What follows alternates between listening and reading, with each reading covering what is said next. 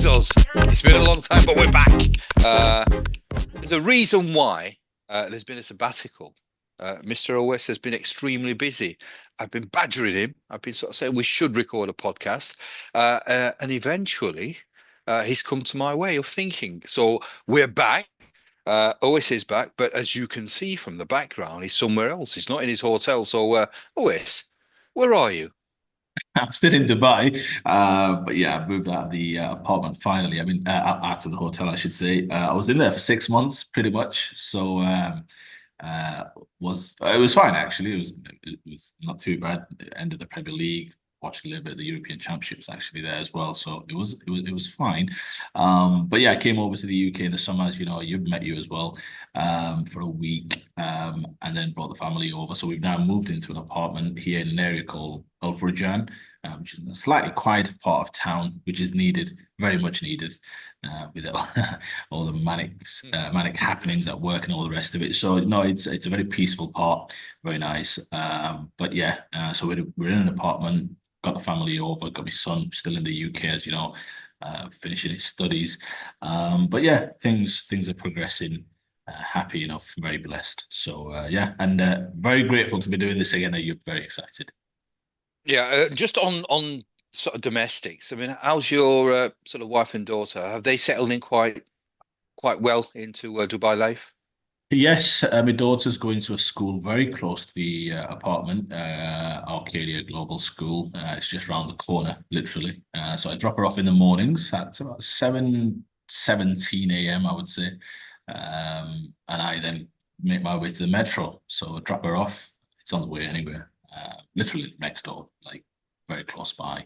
And then I make my way to the metro, which is again very close. And the weather's starting to ease, as you know, Mm. Dubai can be very difficult. I know you've just been in the Middle East not so long ago as well. It can be pretty tough from about April to September onwards. It's just started to ease a little, and it's still pretty hot in the afternoons. Don't get me wrong, very hot, but you notice it just in those late afternoons that the breeze is coming in ever so slightly. So I think we're over the worst of it officially. But the weather definitely starting to ease. So yeah, they've settled very nicely. Thank you so much. And yeah, hopefully long may that continue. Inshallah. Excellent news. Great news. And it is great to be back. There's been an international break, and that's a nice little segue uh, in talking about international football, or particularly England, and the appointment of Thomas Tuchel, a German, which is in some quarters, it's caused quite a stir. I'm not sure why. In fact, I know exactly why. But what's your thoughts on that? It's not the first time England have appointed a foreign coach, but for some reason, this seems to have stoked up quite a little bit of controversy. The papers are doing their usual bit to stir it up. But what's your thought? He's an experienced coach. He's managed in England, so he does know English football and English players. So, what's your thought? What's your take on that? Yeah, I mean, look, firstly, I'll come on to some of the furore that you mentioned later. I mean, just on the appointment itself, I was surprised. I always thought it would be and it should be Eddie Howe, and that's not because of some kind of idea that the England manager should be English. I just genuinely thought that normally what it felt like the FA would normally look at is that if there was a credible candidate who was English, let's say, then normally they would get the gig. You could think back to, in a sense, even Sam Allardyce obviously got that gig because he was seen as the outstanding English candidate at the time. Obviously, he didn't last long because of controversies off the field.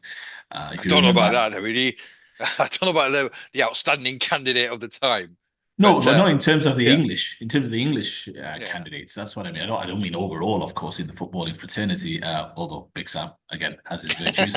But if you think about it, how Redknapp in the good old days was seen, but obviously again, a few perhaps off the field issues being some of the reasons why he may not have got the job as well. Generally, so I thought Eddie Howe, relatively squeaky clean image, doing incredible things at Newcastle, in my humble opinion. His team plays a certain style.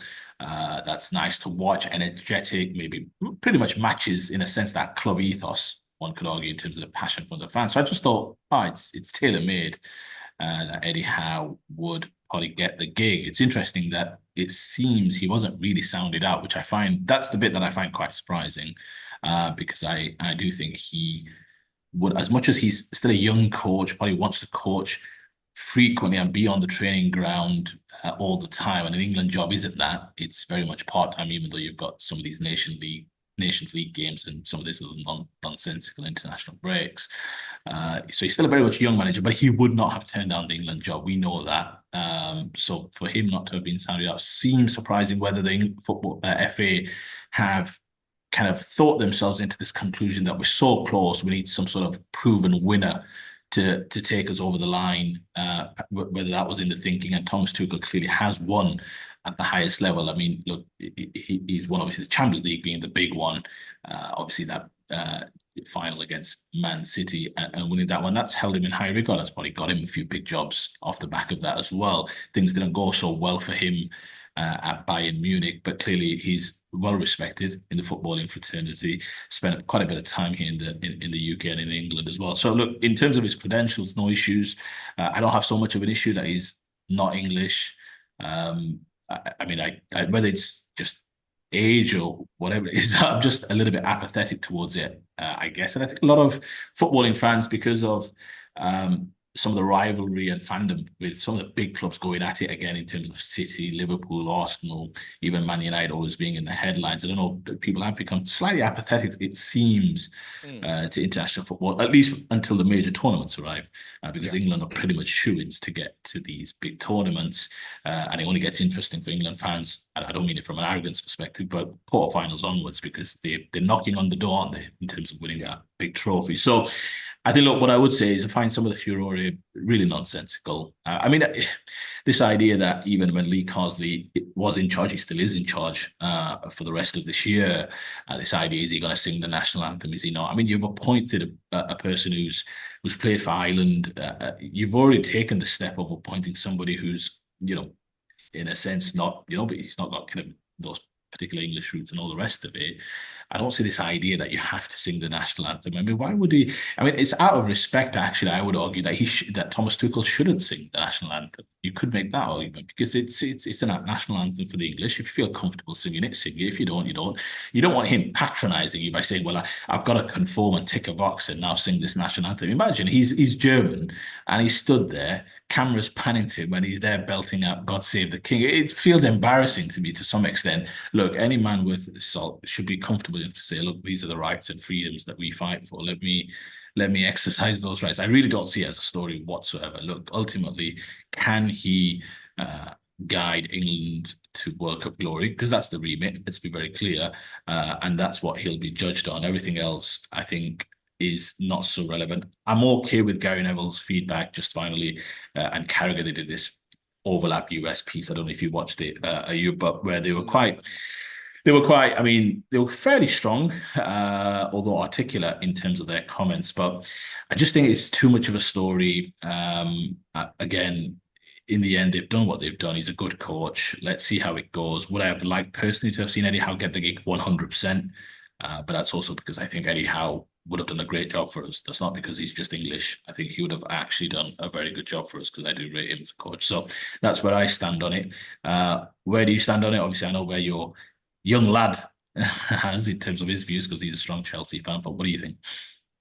I think the question has always been, rather than just give my opinion first, I'll just give what some people say, that if you're a strong footballing nation, then really there should be an emphasis that you should pick a coach who is English. Uh, I think the way that I look at it is, right, who is the best coach available? Do we have a good coach in England? And I'm absolutely with you on this one, because we do. I think Eddie Howe, he's somebody that I think. I mean, he's been earmarked as an England coach for a number of years. So it's, as I said, I'm not sure whether they made any inquiries and whether it's difficult to get him out of his contract. But certainly, if they'd have sounded him out, I'm absolutely convinced that he would have been open to the idea. I'm not sure. I mean, if that's happened and he would have said no, fine, then maybe perhaps go to the next best option. And then I think those fans who are kicking and screaming at this moment in time perhaps would be appeased, because in a sense, we've England, the FA had tried to look for an English coach. It's not happened. What you don't want to do is just pick an English coach for the sake of picking an English coach. You have to pick the best man for the job. Ideally, for a nation such as England, perhaps it should be.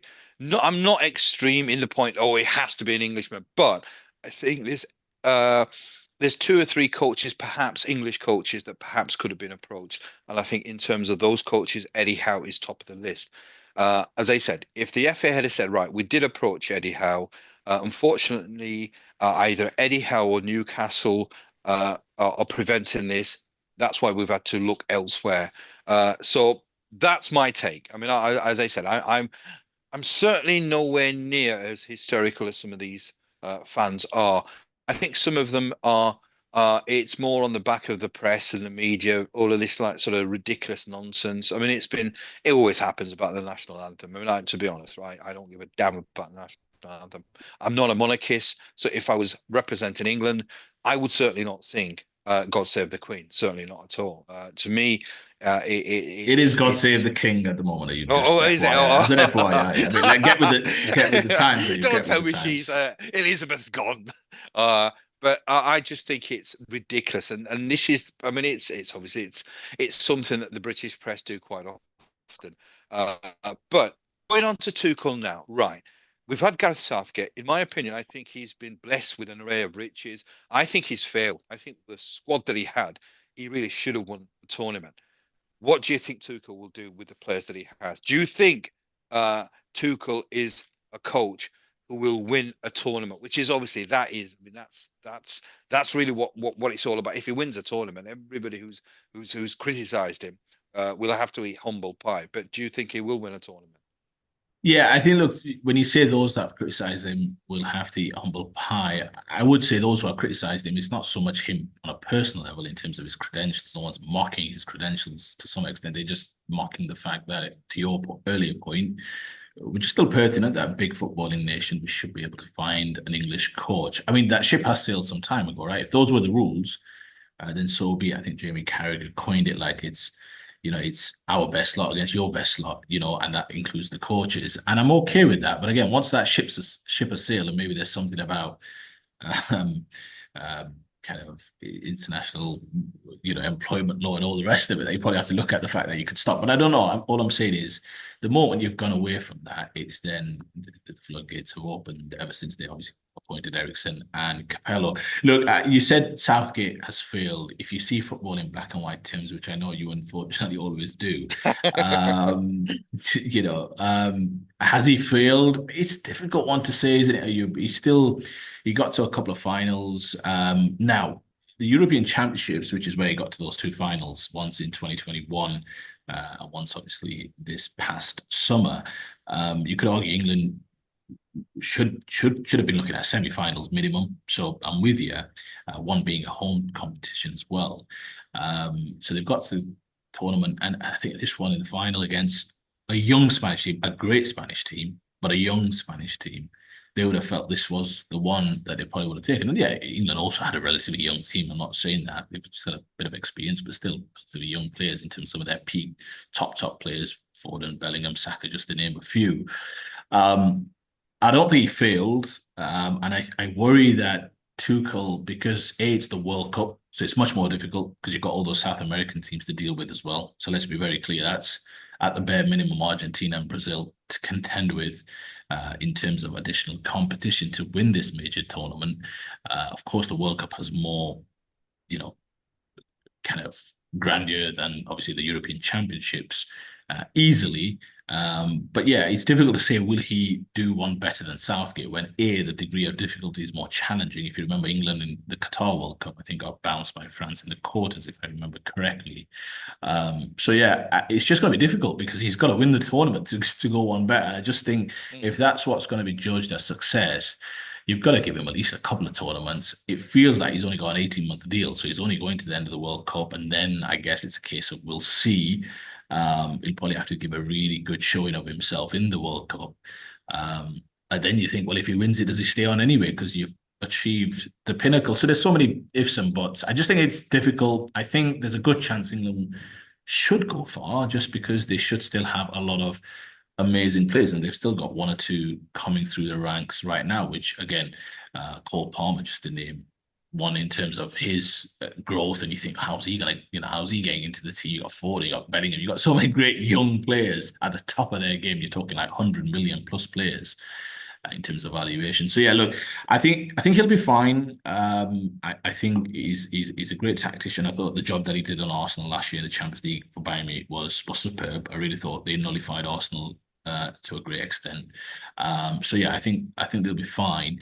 But again, I think there's just going to be a whole lot of luck that you're going to need as well, because you're going up against the best of the best. And England had a very charmed draw this time around as well, I thought, relatively speaking. Again, this is all relative. Hmm.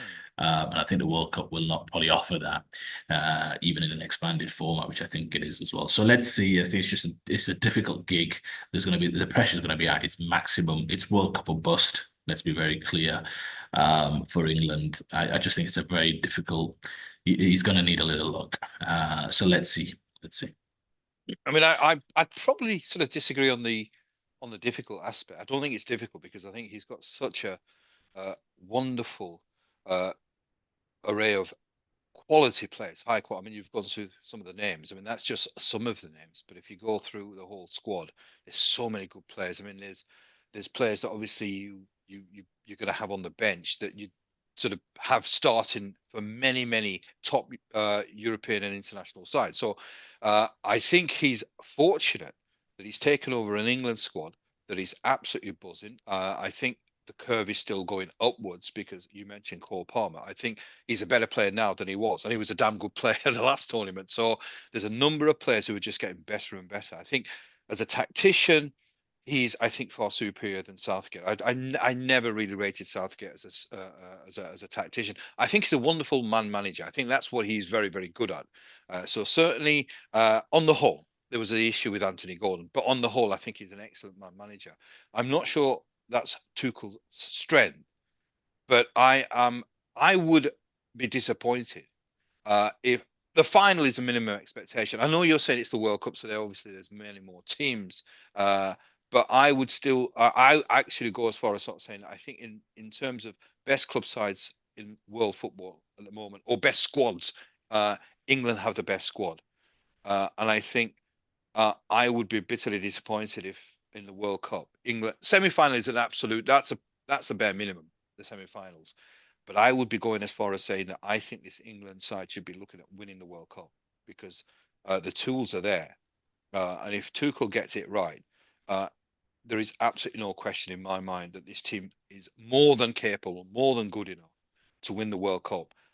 And that would be my expectation from Thomas Tuchel. I would be saying, right, this is almost once in a generation. I mean, we've probably sort of said that in the past with that golden generation, but I think this is surpassing that golden generation. I think there's so much talent for England in terms of English players that I think Thomas Tuchel should be thinking, right, I'm not just here trying get England to a final. I'm here to win. He is a winner. So I think the mindset should be that, right, I am going to do my darndest to win the World Cup. And I think he possibly will win the World Cup. And I do hope he does win the World Cup because I think uh, this group of players, it really is a generational talent that we have.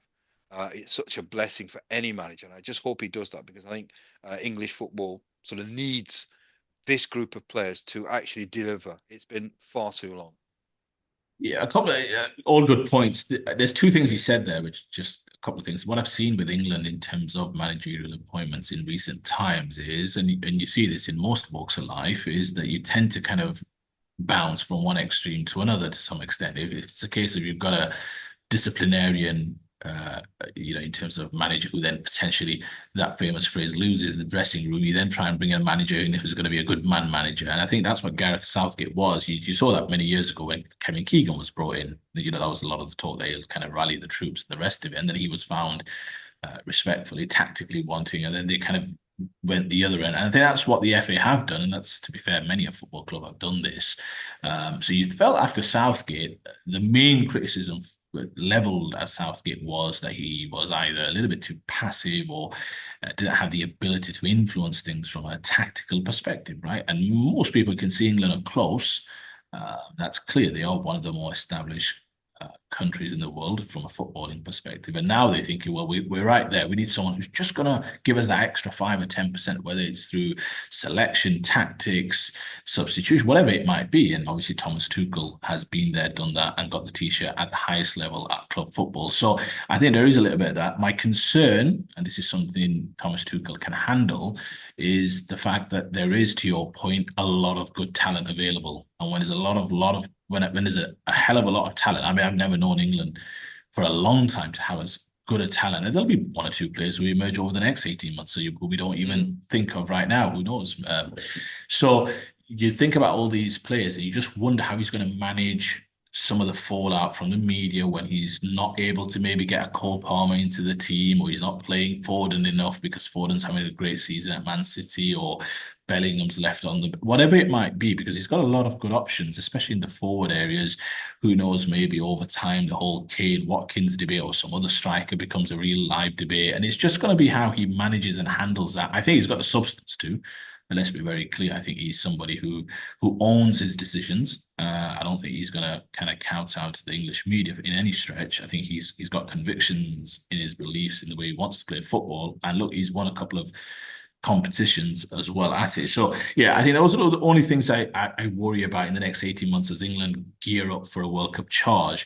The fact that there's going to be a lot of players, injury pending, hopefully, and health pending, that will make their way to the World Cup, but there'll still be question marks. Is he going to get forward in the team? Does he have to leave Saka out instead of Palmer? You know, there's going to be so many decisions because these are all top players. Again, when was the last time you knew England with a forward line? I mean, Kane's maybe on the wrong side of in terms of age wise, but you've got Bellingham, Saka, Foden, and Palmer, all valuation wise, all 100 million players. So you Yeah. really think about it. So, and he probably can't play them all. So anyway, there's a lot of tough decisions coming his way. Good decisions, good problems to have.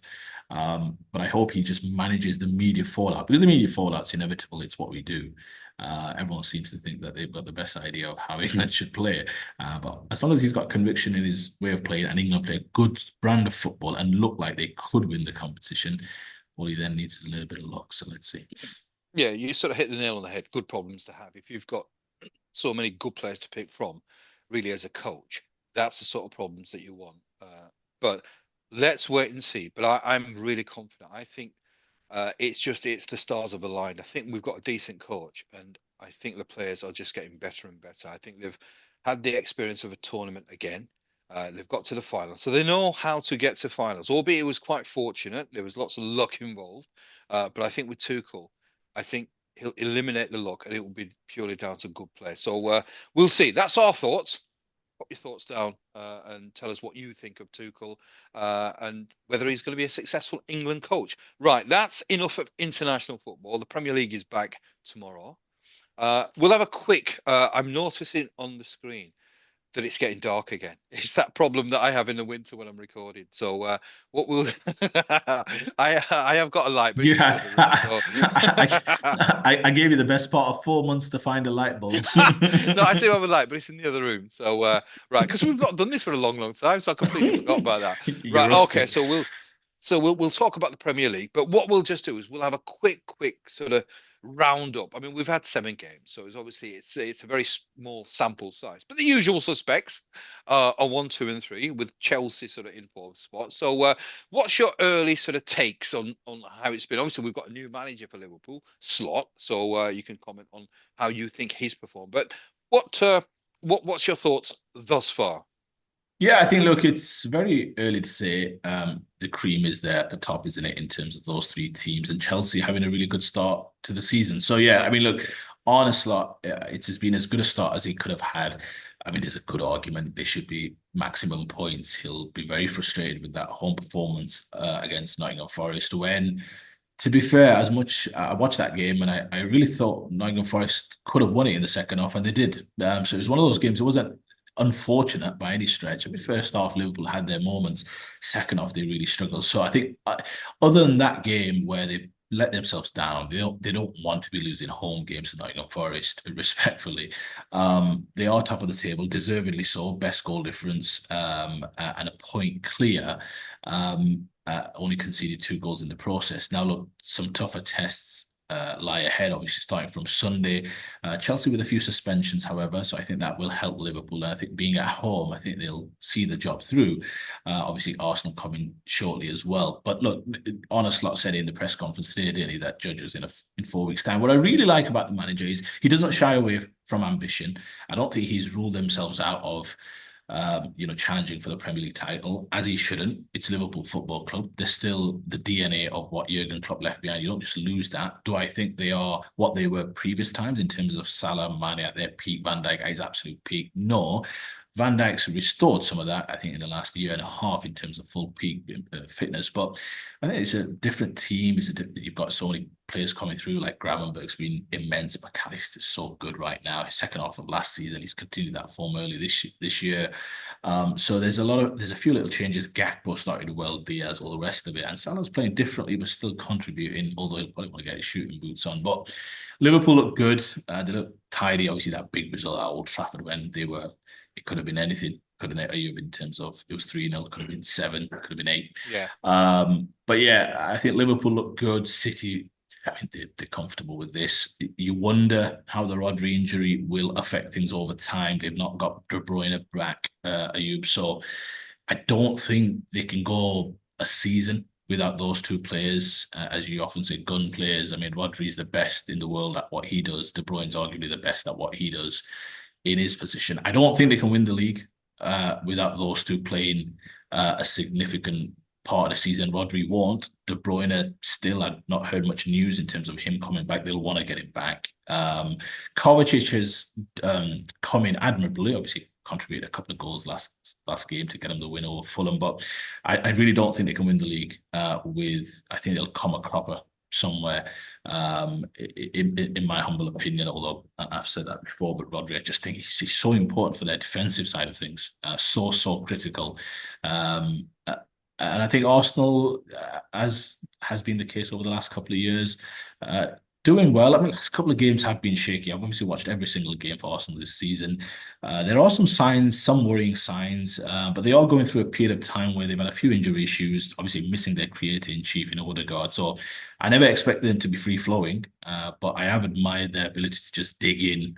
That's what a title's about. That's what a Premier League title's about. I do want to take, if I may, umbrage with one thing which has been on my mind for quite some time. I'll try to articulate it as best as possible. I mean, I heard some comments from Roy Keane, especially on the overlap and Sky Sports after the Arsenal City game, talking about how disappointing Arsenal were. In what world? I really lost a lot of respect in terms of his footballing knowledge, and some may say he's not got much to start with. Anyway, that's what some might say. But I really could not understand this. For years, Arsenal were classed as a soft touch under Wenger in his last years, and they were like, they need to get a little bit more street smart. They need to get a little bit more. They need to dig in. I mean, it's as though people think that goals is what the game's about. It's about being solid at the back and their ability. I mean, what I couldn't understand was he was talking about how disappointing they were, the fact that they conceded 2 goals against Man City. They shouldn't get any real credit for it. And I really think he missed the boat by a wide mark. And I was so surprised. It was though, I don't want to talk about any personal vendettas, but for someone who's supposedly very knowledgeable and very experienced in the game and who was an absolute top player in his day, I could not understand his viewpoint. I mean, going to Man City at the Etihad is as difficult a gig as there is in Premier League and European football. It really is. Now, did Arsenal start well? Absolutely not. But as I was watching the game when they were getting pumped in the first 15, 20, I was like, just hang in. Keep it at 1. Just keep it at 1. And that's what they did. They got the goal. I thought they were a bit unlucky with sending off, but I won't go into that in too much detail. But they were winning 2-1 when the red card happens. Now, you've got 2 choices. You can keep playing and play 1 up front and have a 5-3-1 formation or what have you, and probably lose 4-2. Let's be very clear, because City will just find the gaps. Or you can say, you know what, we think we're good enough maybe to defend for about 55 minutes and just defend on the edge of our box. You know how hard it is to shimmy across, go out, prevent a shot, shimmy across, prevent the shot, go out, not give any sitters away. And the one sitter they gave away led to the goal, obviously from the corner.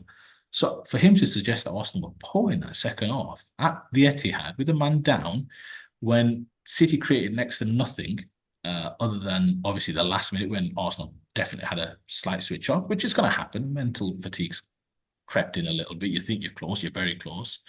I just thought it was very disappointing to hear that narrative because I just couldn't, I could not disagree with it more. I really couldn't. I thought Arsenal were fantastic. It's how you have to play with a man down at the Etihad. So Arsenal have been a little bit shaky in the last couple of games. Leicester, Southampton, very lucky. I think one of those games could easily go the other way. So they'll want to get those kind of clean sheets. They've had a few issues out there. You're back right back as well. You're a big fan of Ben White. He's been injured. Yeah. Timber's been solid. He's been injured. Tommy has. So they've dealt with a few issues. So they're just trying to make their way through. So I think they'll be fine in terms of hoping to get another win tomorrow against Bournemouth. And Chelsea are definitely doing really well. So just before I hand over the floor to you, I think Chelsea, shaky. They'll have wanted to beat Nottingham Forest. I mean, it was a crazy finish. Forest could have won with 10 men. Chelsea, Palmer's obviously doing amazing things. I mean, that first half hat-trick, 4 goals the other day, incredible against Brighton. He's top player, Premier League's top player at the moment, definitely early front runner for the PFA Player of the Year, although it's very, very, very early days. But Chelsea, let's just wait and see. I think this is a big, big test for them at Anfield. And I've always said, just finally, I think Chelsea in this phase right now, I think I always said that the reason why I think they're going to go through some learning moments is because when away from home and you're under the pump, Arsenal many years ago, when they didn't have the backbone, they didn't have the fight, the grit, the know-how, probably the scars. Haaland scores 1-0, that's maybe 4 or 5, and you don't know how to get out of it. But there's a certain experience away from home that you learn through these things. Stay in the game, stay in the game. You'll have moments that they brought themselves slowly back into the game. You saw the same against Spurs away from home. And I think Chelsea are going through that journey now. So I think Anfield's a big test to say, look, we're going to be under the pump. Good chance we go a goal down. How do we react? They've got a couple of players missing, Cucurella and one other, I think it's Fofana. Caicedo could have been suspended as well. I think he was fortunate in the last game to avoid a second booking or what have you. So I think it's a big test for them to see how do they deal with adversity if adversity comes on Sunday. So this is the first test away from home, big game, big moments. Let's just see how they cope to see if they can maybe take that another step forward in terms of challenging for the Premier League title. But to your point, the best 3 teams are occupying positions 1, 2, and 3 currently. Yeah. I mean, I think you've summarised it quite well. And I take your point as well about the Arsenal performance against Man City. And I think you're absolutely right. It was. I mean, I remember as I was watching the game, it was perhaps one of the most outstanding rearguard actions. And there was lots of the dark arts from Arsenal. But it's exactly what you need. This is the mentality that you need of a winning team. That there are times where, especially if you're a man down at Etihad against Man City, but I thought it was outstanding. It really was. I mean, the way that the team was organised, it showed to me how good a coach, how good an organizer Arteta is. So certainly for me, it was very impressive. And if Arsenal would have won that game, it would have been one of the most outstanding performances I think I've ever seen in the Premier League. And I know it sounds quite a grandiose statement, but I think it really was because of what transpired. A man down playing at Etihad against Manchester City, a team that obviously wins the league for fun. And it just really was. I was watching the players, the commitment, the effort, the camaraderie, and also the dark arts. Talks about it because it's what defines winners, in my opinion. It's been a little bit cheeky, a little bit nasty, a little bit street smart, and there were. And I think it was a deserved result in the end because I think there was a few opportunities. There was some fortune, some good saves, but it was an outstanding watch for me because sometimes that type of performance I'm really impressed with because you want to see a team giving it everything and then some, and they did. So I think you're absolutely right. What Keane was, I mean, I'm not a massive fan of Keane anyway. I think he's a caricature. I don't take him seriously. And in fact, I don't take anybody on Sky Sports seriously, especially Keane. So I didn't pay attention to what he said. But Arsenal impressed me on that day. There's been a little bit, sort of, they have been a little bit jittery in other games. Man City, you are right. I think Rodri is, I won't say he's an unsung hero because everybody rates Rodri, but he's not the glamour player. but he's somebody that I think he's the first name on a team sheet, and then you build a team around Rodri. I think him missing for the season, it's going to be catastrophic. I really think it's going to be catastrophic in the sense that if you're looking at first spot, Rodri is somebody who perhaps gives you the best chance of that first spot. I know people say he's not a goal scorer. He comes up with crucial goals at crucial times, but to me, he's that important.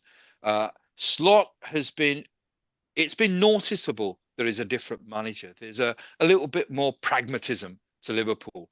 It's still the Liverpool side, and they still play sort of in a similar vein, but not as frantic. It's noticeable that it's a little bit more measured.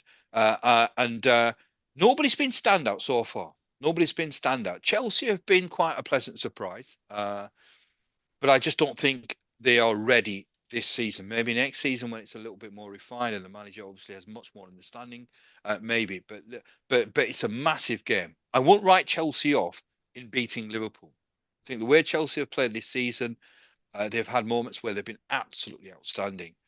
So it's a tough game for Liverpool. I'm hopeful Liverpool win because as I said, I'm pretty confident this season that Slot is one of the better managers, and I think he was the best fit for Liverpool because I've heard about this guy for about 2 years, and everything that I've heard about Slot is that he is a really good coach. He's a great tactician. I think he's very good with players as well. So I think he ticks all the boxes. So at the moment, it's difficult to call, but it just shows that after 7 games, you've got the usual suspects in 1, 2, and 3. So I think those three will finish 1, 2, 3. As to how they finish, I've got a feeling this year it just might be Liverpool. Let's see. I mean, the one big credit I would give to Arne Slot is this.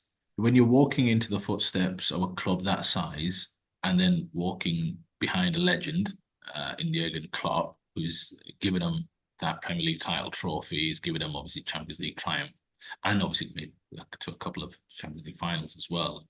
Incredible success.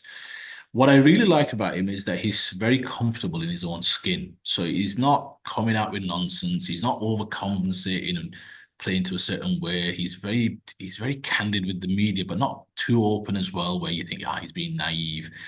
He's not too pally-pally with the players. So there's a certain healthy distance there as well. He says the right things. He does the right things. There's a very self-deprecating nature to him, similar to Klopp. I mean, I watched his press conference earlier where he was using the word forecast, and even then he's talking about how is this the right word to use. So he's very humble about it as well. He's not just throwing big words out for the sake of it, like you might, you. But no, he's very good in terms of the way he comes across. So what I mean is like he's not floundering in the sense of it's Klopp, it's Liverpool, it's Anfield.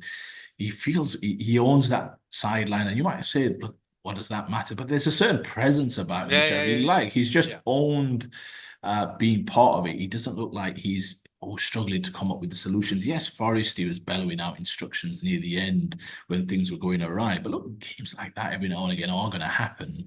You can't win them all. Again, he'll think home. If you've got close to 100% record in the game, you've messed up his home to Forest. That's what's going to be disappointing for sure. But yeah, I thought some of the football they played against Palace as well early on, first half, I mean, they should have been outside. Palace, I mean, were poor. Second half, Palace came on a little bit, and I think there was a great chance missed by Eze, I think it was. But anyway, I thought Liverpool were okay for the win in terms of deserve. But yeah, I really like I said, how he's just commanded the whole club. And it just goes to show that when you're sure of your tactics and you're sure of how you want to play and you've got conviction in your ideas, similar to what we were discussing hopefully about Tuchel, is that you can come in and still do really well. I mean, you could talk about another club where it's not going so well. Obviously, a club where you thought that they had a more successful season last season than Arsenal, but we won't go there, Yub. We won't go there because they're still floundering in the second half of the We'll table. save But that for another show. we say that when we're doing a relegation special for sure. But no, it's going well. Just before we finish here, I know we want to wrap up, and hopefully we'll cover the games after the weekend as well. It would be remiss for the viewers not to hear your thoughts about Leeds United. I mean, tell me, I've not followed it They as were going to closely. get him anyway. Even if you had not said that, they were going to get him. But they had a shake. I think, tell me if I'm wrong, but I think they started the season shaky. Then they kind of got their stuff together. I think they've just, is it another little wobble or what's going on, tell us? It's a strange one because I mean we've been all right. We've played all right. I mean the first game that we played was against Portsmouth. I mean the first 10 minutes we should have been 6-0 up.